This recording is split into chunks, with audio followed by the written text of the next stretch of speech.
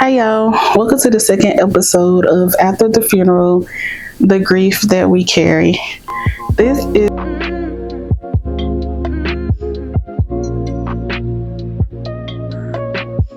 we carry. This is episode 2. I first want to say thank you so much to everybody who has liked, subscribed, commented, shared it with somebody, just got the word out saying, hey, this girl is over here talking about grief. You might want to get in here. I really appreciate y'all more than you would ever know. So, with this episode, we are going to be talking about my dad's journey. Um, if you did not catch the first episode, I lost my dad January 18th, 2020. He had prostate cancer. And I wanted to highlight a little bit of his journey just because I feel like it's going to be necessary that you understand how I got to this point. How did I get to, hey, this girl talking about grief and she ain't never lost nobody. So, like I said, my dad, he had prostate cancer. He's been fighting, or he was fought. My dad has been fighting prostate cancer off and on for years. But just to fast forward his journey all the way to, I say, a year before, he passed away. So his cancer came back in 2019, at like the beginning part of 2019. And it started off a little bit slow.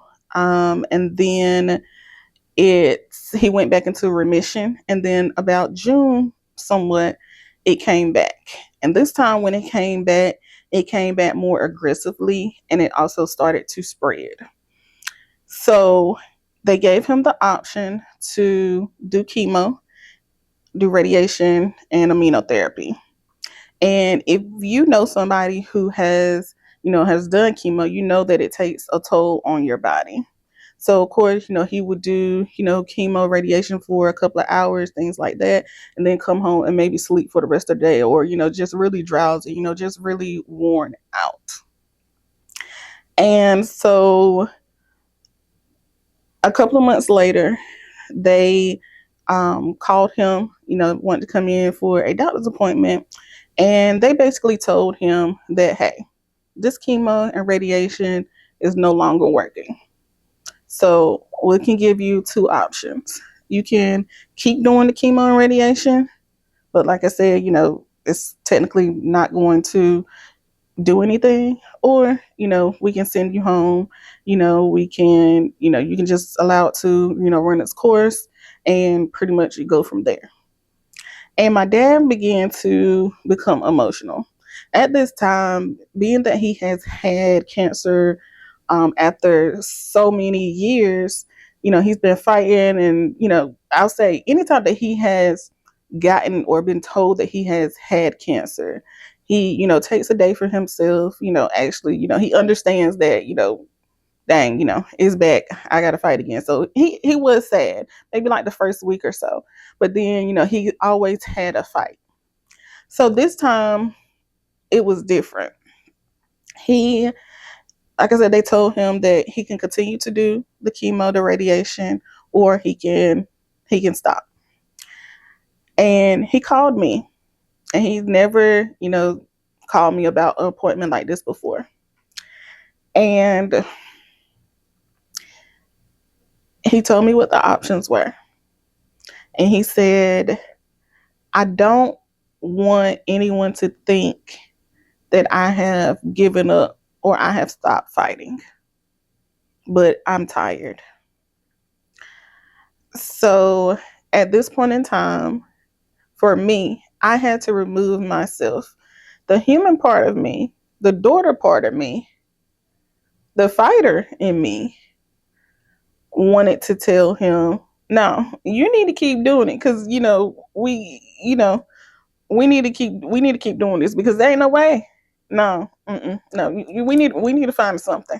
We need to get a second opinion. We need to do something. But I had to remove that part of me.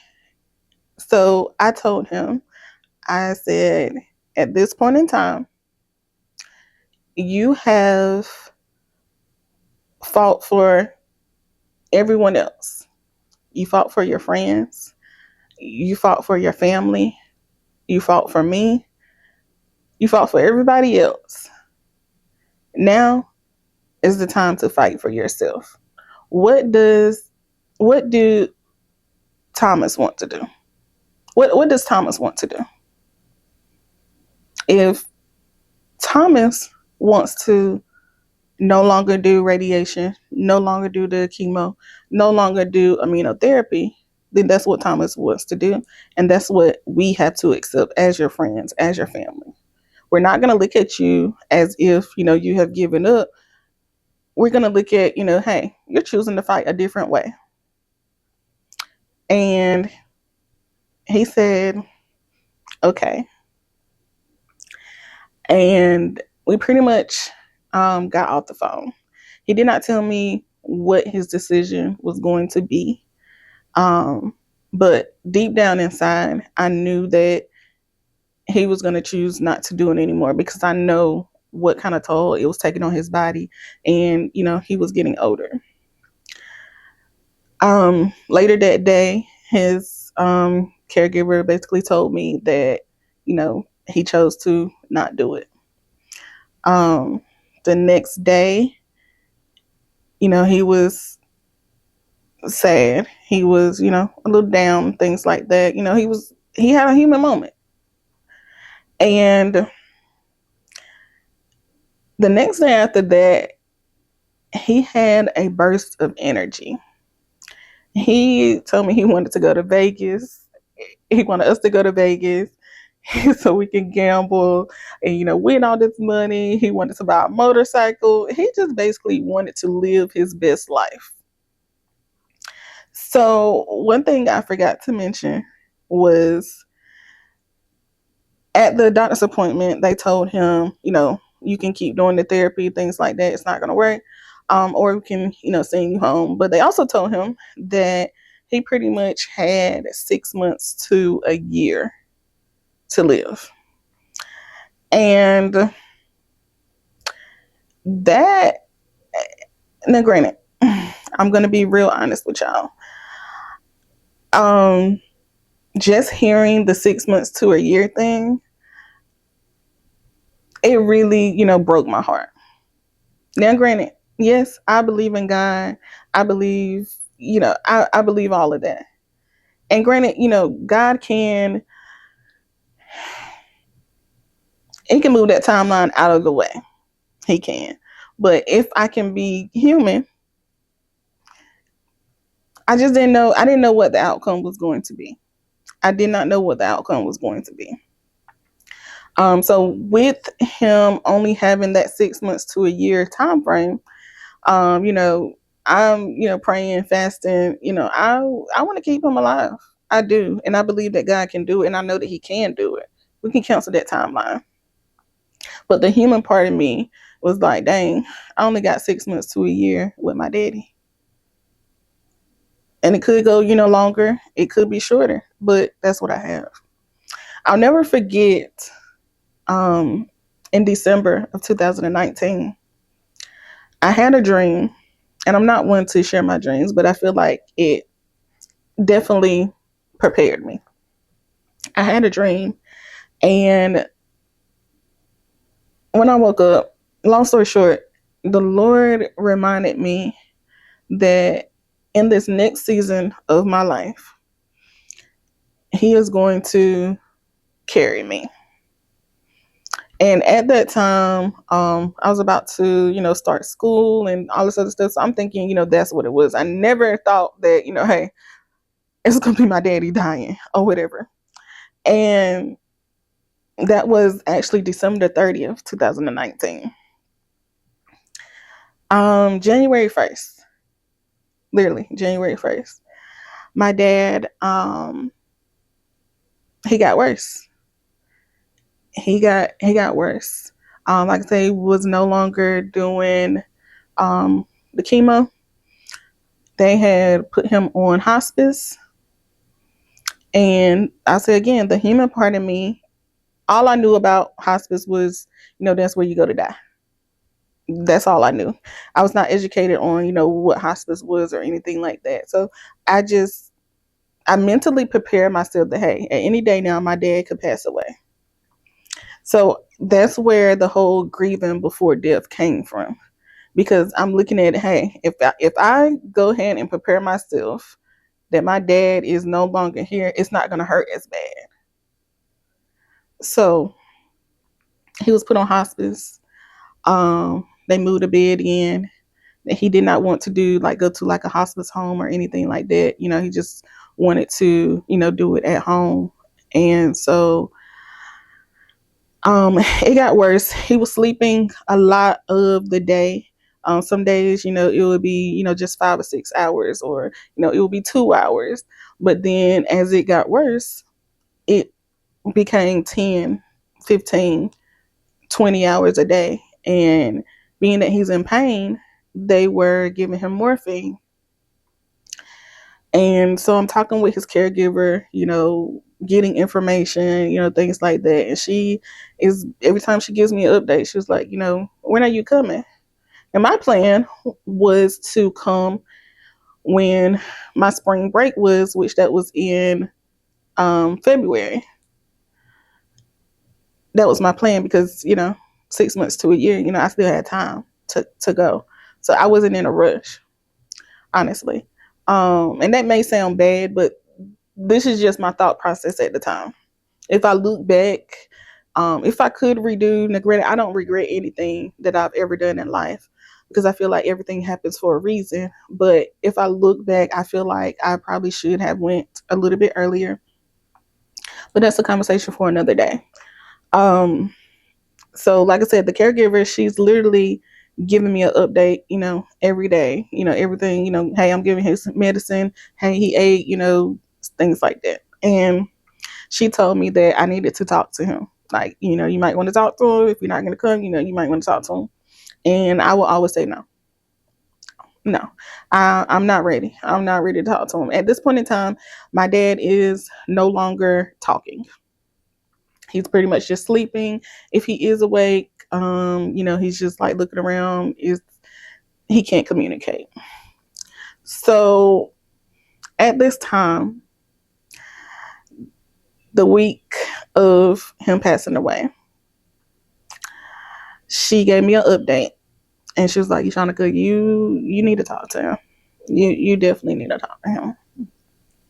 And it registered with me that I knew once I talked to him, I knew once I talked to him, he was not going to be alive much longer. I'm not going to say that he was waiting on me, but I do somewhat believe that. So on that Thursday, I will never forget, I was at my grandma's house. And I called him, and he could not speak at this time. So he was just listening. And I told him that I loved him, and I decided that I wanted to have children. If you know, then you know. Like, I was going to be like the auntie that was going to be the rich auntie that was going to be traveling. So I decided that, and I just told him, he was the best dad, despite everything that has gone on, things like that. And I told him other things. And when we got off that phone, it registered with me that he was not going to make it to Sunday. I felt it. I can't really explain the feeling, but something in me told me he was not going to make it to Sunday. So I stay in North Carolina. He was in Washington State. And on Saturday, well, Sunday, in North Carolina at about 2 o'clock in the morning or something like that, I was asleep and I got a phone call, and it said, "I'm sorry to inform you, but your dad has passed away. Thomas Jackson is no longer with us. I said, okay. I hung up the phone. I went in my mom's room. I told her, hey, you know, my daddy just passed away. You know, she hugged me. We cried, things like that. Um, Let some friends know, you know, my dad passed away. And technically, in Washington State, it was, it was Saturday, literally at like 11:58. So he did not make it to Sunday. So that definitely played a big part in me acknowledging like things that I felt, things like that as well. We had the funeral, everything was good. So that is a portion of my dad's story and how we got here. I would like to say if you do have any diseases that are in your bloodline, I would suggest that you make sure you go and get checked, things like that. I wanted to also let you know that, of course, even though the funeral is over, you still have permission to grieve. I will see y'all in the next episode.